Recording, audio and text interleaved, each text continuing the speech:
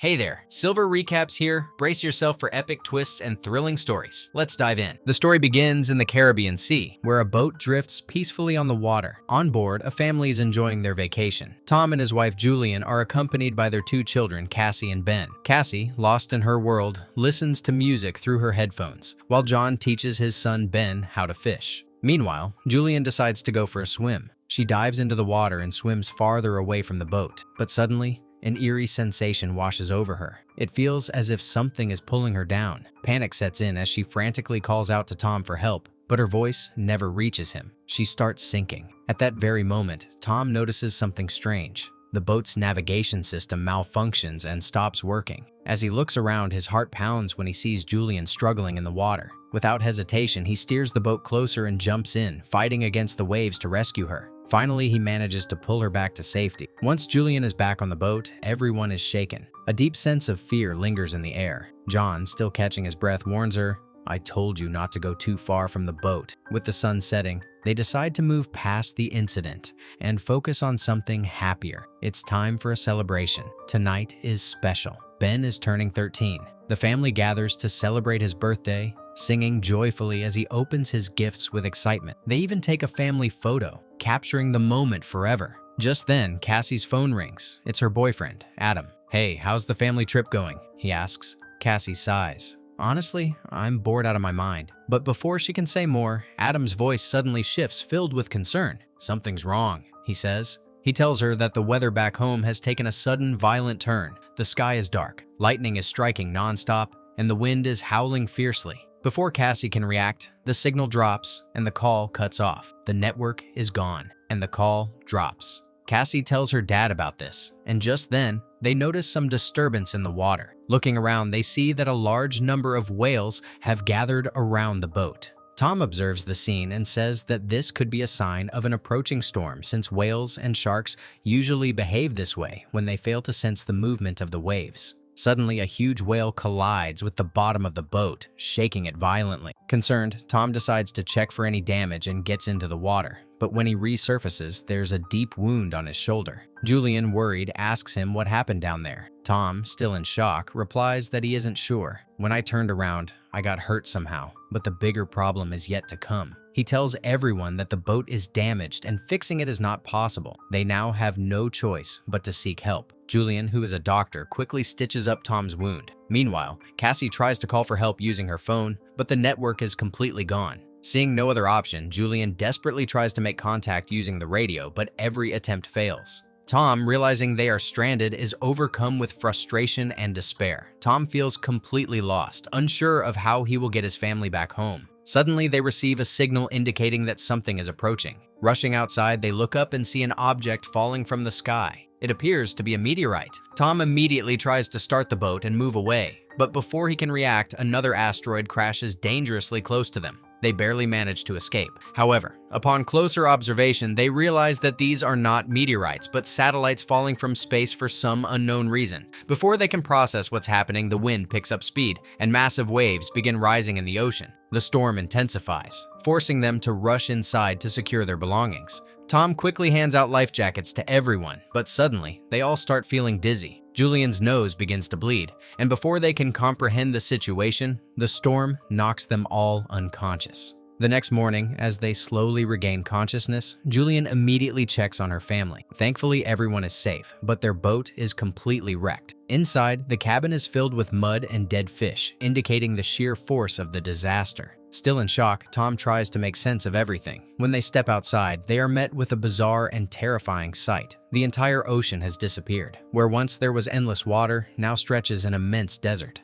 Confused and desperate for answers, Tom checks his map and compass. That's when he makes a horrifying discovery. The Earth's poles have shifted. The North Pole is now south, and the South Pole is now north. This drastic shift has caused the ocean's water to move elsewhere, leading to catastrophic destruction across the planet. As the realization sets in, Cassie breaks down in tears, fearing for Adam's safety. Now they too were trapped in this desert. Julian begins gathering all the food supplies, while Tom keeps trying to establish contact through the radio. Meanwhile, Ben climbs a nearby hill and releases balloons into the air, hoping that someone nearby might see them and come for help. After some time, they finally hear a voice on the radio. The man introduces himself as Nobe, a captain of a small submarine. Tom immediately tells him that they need help, but Nobe replies that he can't do anything. He is stuck just like them. Tom then asks what could have caused this disaster. Nobe explains that the shift in the Earth's poles is responsible. However, based on his calculations, the poles will return to their original position within a week.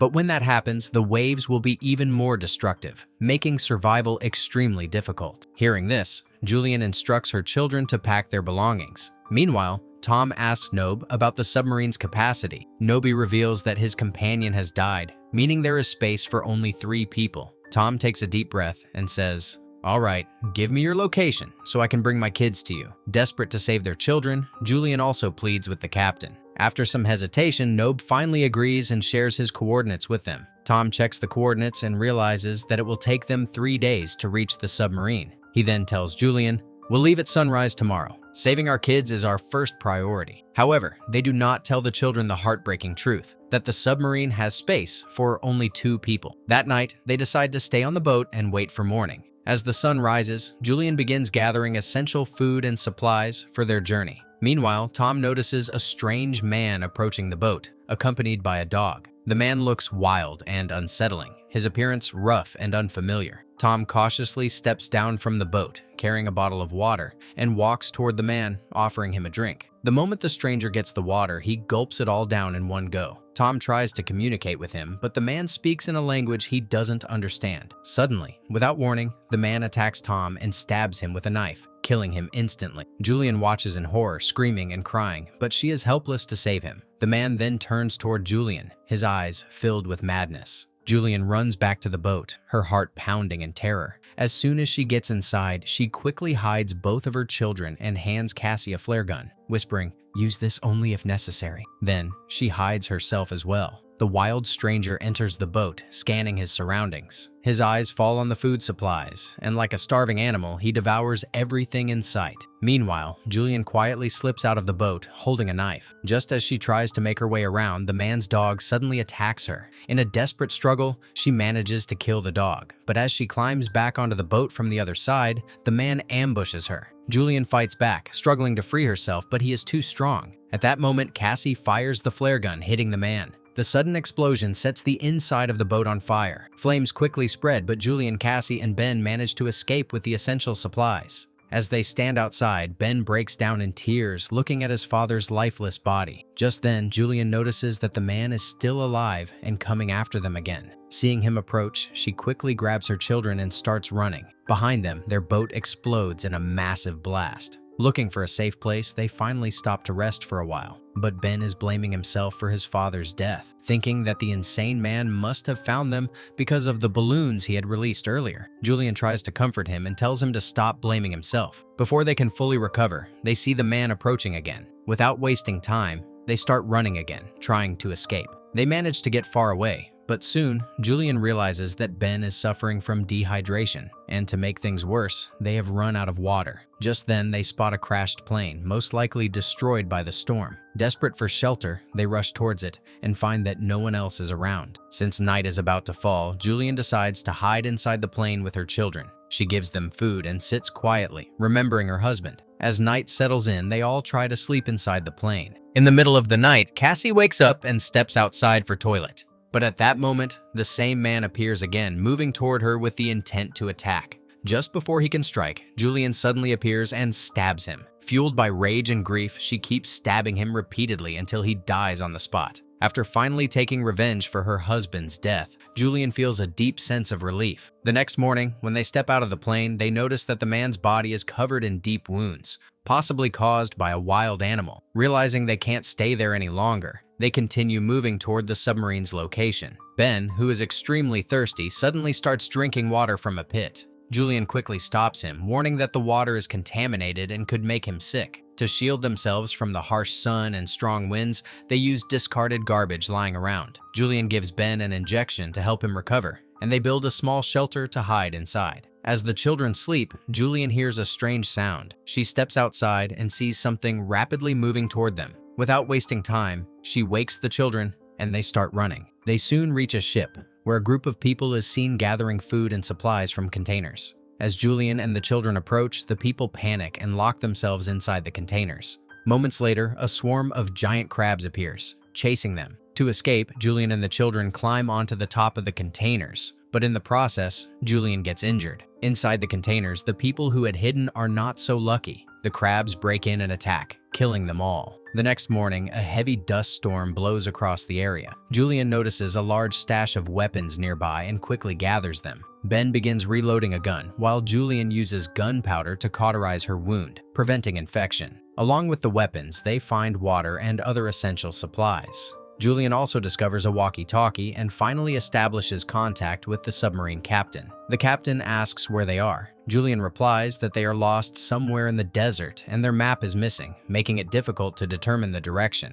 The captain reveals that he was also attacked by the same creatures and is now in critical condition. He warns them to hurry because the ocean is about to return. To guide them, he fires a flare gun into the sky, which Ben spots from a distance. Now, aware of the submarine's location, they begin moving in that direction. After walking for a while, they finally see the submarine, but to reach it, they must cross deep crevices and uneven terrain. As they move forward, large rocks suddenly start falling from above. Julian quickly pushes her children to safety, but she herself gets stuck on the other side of the crevice. She tells Cassie to take her brother and go to the submarine while she tries to find a way out. Though the children don't want to leave their mother behind, Cassie eventually follows Julian's instructions and takes Ben toward the submarine. When they reach the submarine, they find Nobi, who is severely injured. He weakly tells them that his time is up, meaning there is now space for 3 people inside the submarine. Hearing this, Cassie rushes back to the crevice where Julian is still fighting off the creatures. She extends her hand and pulls her mother out to safety. Now reunited, the entire family reaches the submarine just as the creatures close in on them. Before the creatures can attack, they quickly shut the submarine's hatch. At that moment, a massive tidal wave appears in the distance. The ocean has finally returned to its original place. Bracing for impact, they secure themselves inside the submarine. As the waves crash against them, they all lose consciousness. When Julian wakes up, everything is silent. The submarine has drifted to the shore. As they step outside, they find themselves facing a ruined city completely destroyed by the storm. But despite the devastation around them, they are alive. And with that, the movie comes to an end.